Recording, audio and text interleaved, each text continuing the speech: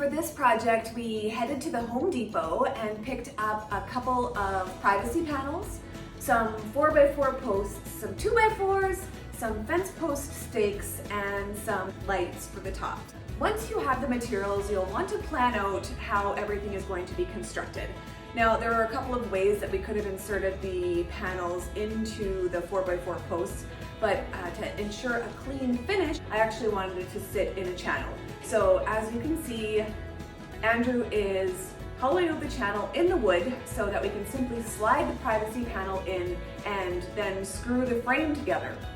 So once the framework is together, we simply measure out where the fence post stakes are going to go and then simply place the divider into our fence post stakes and then add the LED caps to the top.